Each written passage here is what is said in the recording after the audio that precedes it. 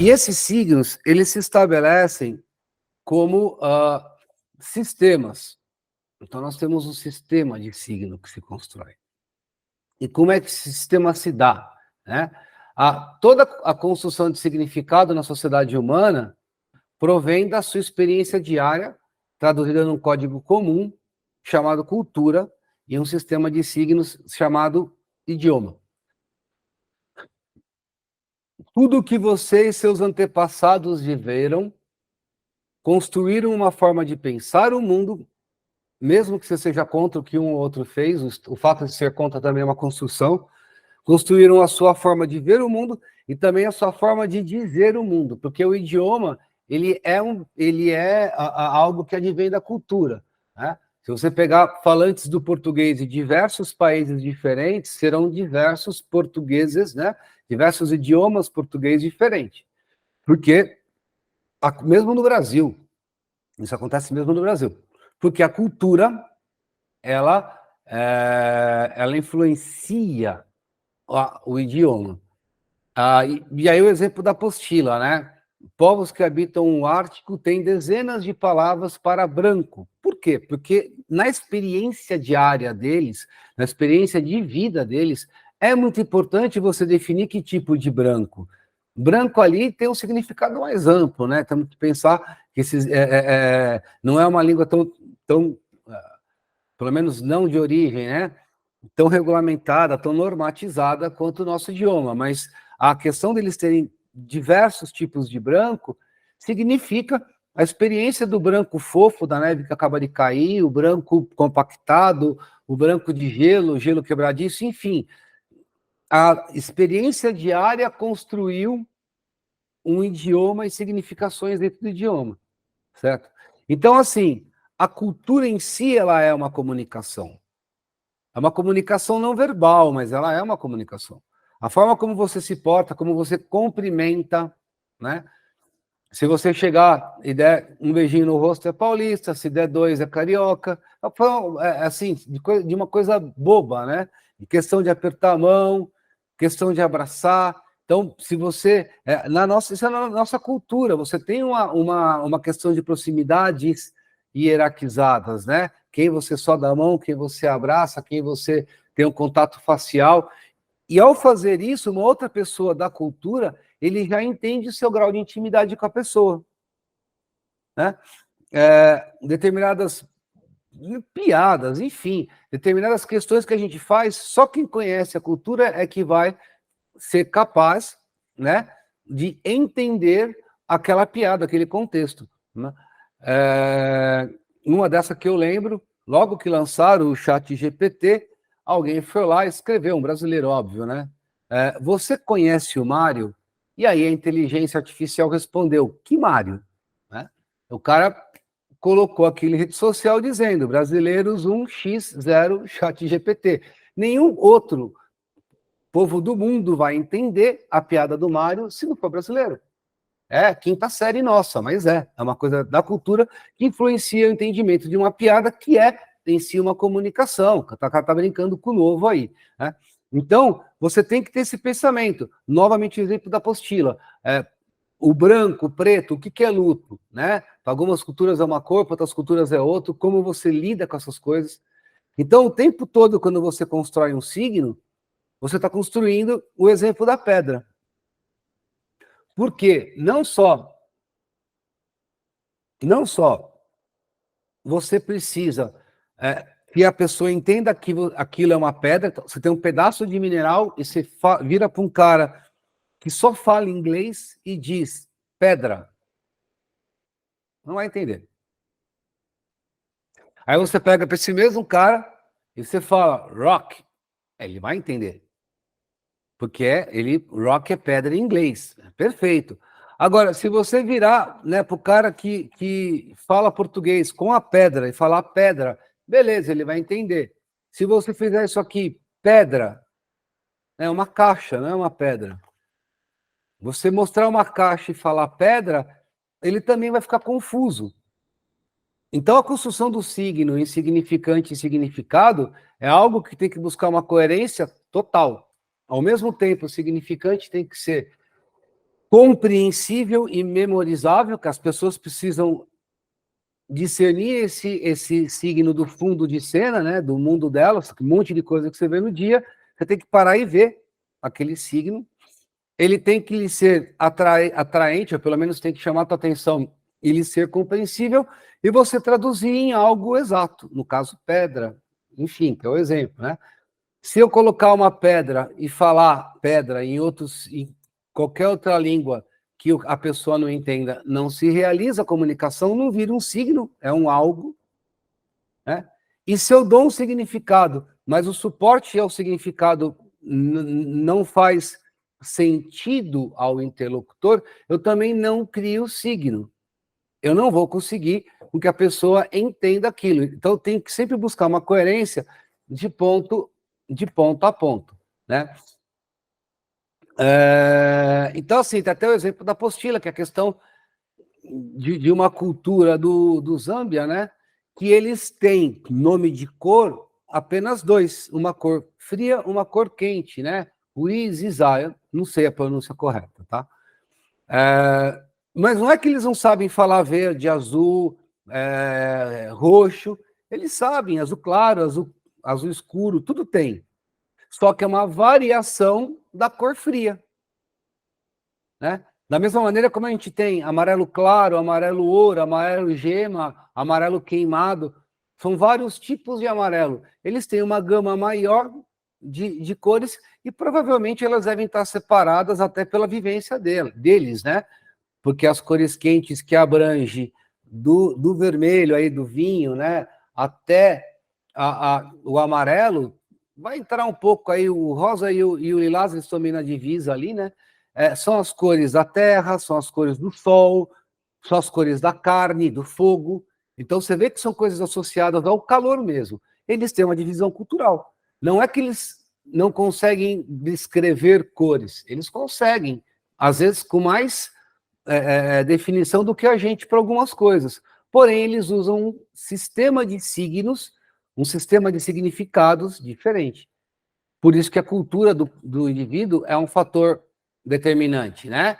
Então, a gente tem que ter na cabeça que todo o significado, ele é uma estrutura complexa, cuja construção, apesar de ser inconsciente, quer dizer, você vê o negócio e você reage antes de pensar, muitas vezes, aciona diversos mecanismos psicológicos e fisiológicos. A percepção é uma reação ao estímulo, é quando a mente discrimina, separa, isola um estímulo, né, dos outros. Então, ele organiza esses elementos em busca de uma significação. Você está no meio de um jardim, tudo verde à sua volta, né? Está tranquilo para você, vários insetinhos, está tranquilo para você. Se um deles vier na sua direção, na hora o seu corpo vai, né, discernir aquele estímulo, vai olhar e dentro daquele estímulo vai ter 1 milhão de interpretações e reações diferentes.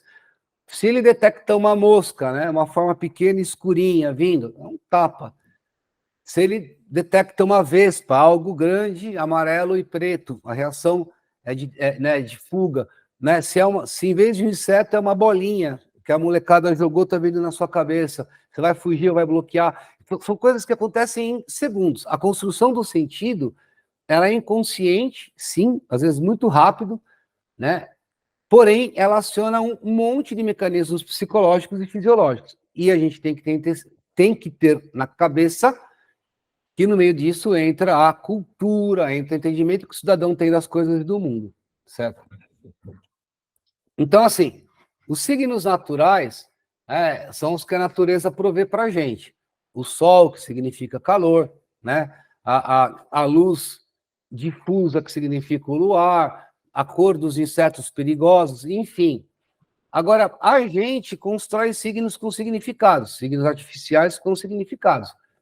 Eu gosto muito do jogo da caneta, né? Ao mesmo tempo, eu posso ter a caneta como um signo, né? Porque a Bic em si, ela representa todas as canetas. Talvez seja a caneta, a marca, o tipo, né, de caneta modelo de caneta mais famoso do mundo, né? Aliás, tem uma história muito interessante a respeito do nome Bic. Pesquisem, tá? Pesquisem.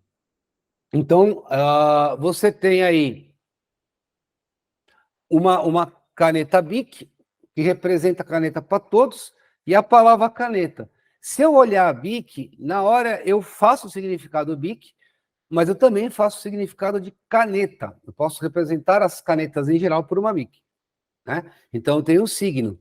Eu tenho um objeto, a coisa visual, e eu tenho um significado, né? Uma Bic, é uma caneta. Quando você vai no vestibular, né, fazer o símbolo de uma caneta, você usa a Bic, por exemplo. Só que, ao mesmo tempo, a palavra caneta, para quem sabe ler o idioma português, ela significa caneta. Então, você faz o sentido de ambos os lados. Muitas vezes, no logotipo, isso não existe sempre. A Sony é, né, o significante e o significado, eles são muito atrelados. Agora, uma marca como a LG, já não. Aí você tem um suporte muito forte, um significante muito forte, que é o LG, e você tem, fico olhando para a câmerazinha aqui, e você tem né, o significado do LG, enfim, ou Volkswagen, enfim, Volkswagen talvez seja, né, um exemplo melhor do que a LG. A Volkswagen é o VW, né? Na verdade, nem tem tanto VW, mas é um significante muito forte que te remete a um significado quase que imediatamente. No caso da Volkswagen, pelo tempo de presença na nossa vida, que é mais ou menos o caso da Bic. Então, aquilo que eu falei, né? O símbolo de proibido estacionar, de permitido estacionar, são todos significantes que nós construímos e que nós atribuímos significados, né? Quando eu estava na faculdade, não existia o aviso de um celular cortado. Não pode falar em celular aqui.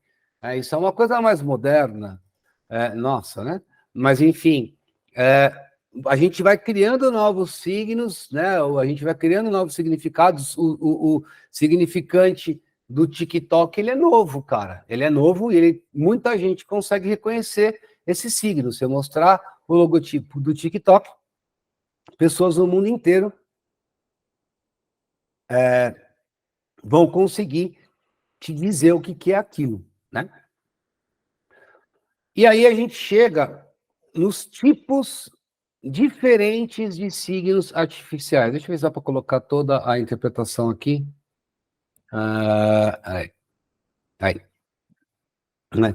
Que são os 3 tipos de signos artificiais: o ícone, o índice e o símbolo. Então, o ícone, ele é um signo que ele representa exatamente aquilo que ele significa. A relação entre significante e significado é direta. Se você vê a plaquinha ali dos idosos, né? A plaquinha dos idosos, ela significa exatamente aquilo que você vê, idosos, né? Em muitos casos tem até a pista desenhada, que é o idosos na pista, né? Então, o ícone é um signo que representa diretamente aquilo que ele significa. A relação entre significante e significado é direta. O índice, ele é uma relação indireta entre o significante e o significado. Então, a caveira, ela significa perigo de morte, né? Mas a caveira não é a morte. A caveira, ela é um morto. Você precisa interpretar que este morto possa ser você. No caso de um idoso, não. Idoso na pista, não. É o idoso em si. Aqui, não. Então, assim, o índice, ele tem uma relação indireta, entre significante e significado. O ícone é uma relação direta, o ícone é uma relação direta, o índice é uma relação indireta. E o símbolo é um tipo de signo que não tem a menor relação entre significante e significado. Todas as letras são símbolos, logotipos são símbolos, né? A placa de cortado é um símbolo. É uma questão que muita gente erra quando você tem na prova uma placa que é um celular cortado, né? O celular, se tiver só o celular, a gente poderia falar de índice, né? Ou até ícone, uma área que você possa falar de celular, né? Porque para ser ícone teria que ser a pessoa falando ao celular. Aí sim, só o celular representando o que você pode falar é índice. Ok? A diferença? Falando no celular, representação direta, ícone. Só o celular, representação indireta, índice. Agora, se tem o celular com a placa cortado, é símbolo. Porque a pessoa tem que entender o celular e a pessoa tem que entender que o símbolo do traço vermelho cortando significa proibido. Então, você vê que a evolução, né, do ícone, do índice e do símbolo. Vamos falar novamente do celular. Se é uma área que pode falar no celular e a placa é o cara falando no celular, é um ícone, porque eu estou representando diretamente o que é para ser feito. Se é só uma placa com o celular, né, para dizer que pode falar, é índice, porque é uma representação indireta. Agora, se for proibido falar no celular e a placa é o celular cortado, aí é símbolo. Porque não há uma representação, por mais que o celular esteja lá, parará, o proibido mata, porque o proibido não tem uma relação direta entre o significante e o significado, certo? Então, a gente, só para matar aqui, a gente tem que ter sempre na cabeça como que a gente vai construir os signos que nós trabalhamos nas nossas propagandas, né, dentro dessa lógica. Se eu quero criar um símbolo, um signo, cujo significado não tem nada a ver com o meu significante, eu vou ter que trabalhar muito para que ele se imponha. Aquele exemplo da Volkswagen, quanto de marketing já não se gastou, há quantos anos não existem? A maçãzinha da Apple, né? A maçãzinha da Apple é um signo artificial, é um símbolo, né? Ela é inspirada na lenda de Newton e a maçã, né? Então, assim, ela representa um insight, na verdade. Quanto que a Apple já gastou, né? O insight, a paixão. Então, isso aqui é meu logotipo da Apple, é muito foda. A gente começa a lembrar um monte de coisa. Mas vamos voltar aqui à matéria.